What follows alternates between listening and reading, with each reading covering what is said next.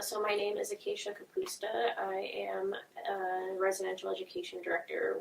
I became mostly interested in event planning. We kind of had a few different tracks. And so I sort of took that track thinking the whole time that I was doing event planning, but all of my jobs were in residence life doing event planning. So by the time I was finishing college, I was kind of deciding if I wanted to go into hospitality or student affairs, and I had a lot of mentors that were like, student affairs! And I'm like, no more school! So I got out of college and had gotten hired. I had a part-time job, at least to begin with, as an event coordinator.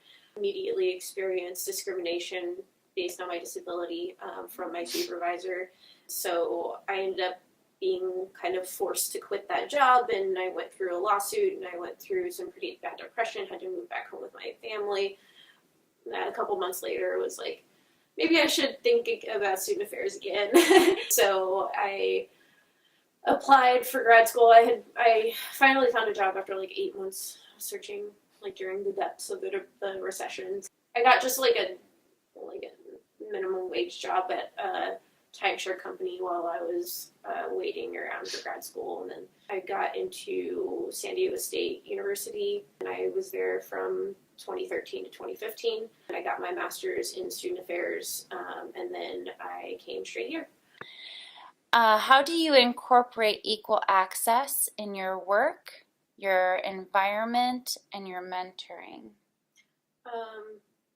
Because I have multiple disabilities and being a multiracial woman as well, and coming from kind of a lower socioeconomic status, I have experienced a lot of things personally that I have been able to kind of utilize and translate into different experiences with my students and having that empathy towards them, because I have gone through some of the same things that they have, or, I at least can relate to the feelings that go along with certain identities and equity and equal access. And in my first year at WSU, I did my collateral at the Access Center. I was able to kind of pour a lot of that passion about social justice and especially disability rights into my work at the Access Center. And so if I wasn't getting my daily dose here in the halls, I was able to kind of do that, with my collateral, and was able to, I helped them redesign the housing waiver process. And I actually, last year, I planned Disability Awareness Month with Cassandra, Eric, and Rochelle's help.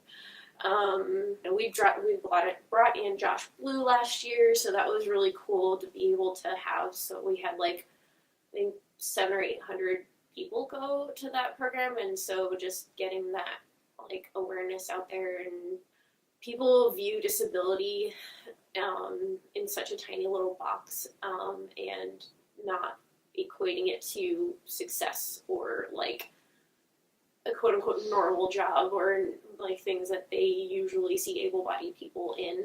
And comedy is usually an able-bodied field, and to see somebody with a disability who is not afraid to joke about it, but also talks about just normal everyday things and about his family and all that stuff. I think even the people that were just there for credit got something out of it, just being able to be exposed to somebody that has a disability but also has a normal job. And I think I kind of also translate that in my everyday life here, and being that role model, or that person that you don't see a person with authority who's in a power wheelchair. It's really rare, especially a multiracial woman in a power wheelchair. So just visibly seeing me around on campus, I think that motivates me a lot to continue doing my work, and to continue pouring passion into it, because I know that I never saw myself around campus when I was in college and grad school.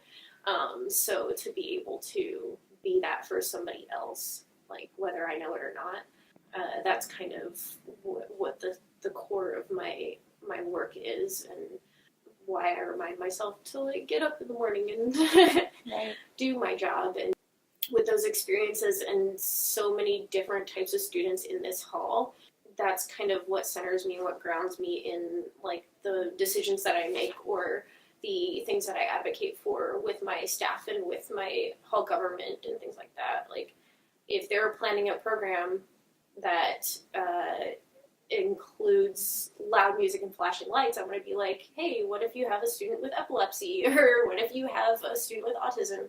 You know, what does that mean for them? And like, do you think they're going to be willing to go to that program? Do you think they're going to feel welcome in this environment?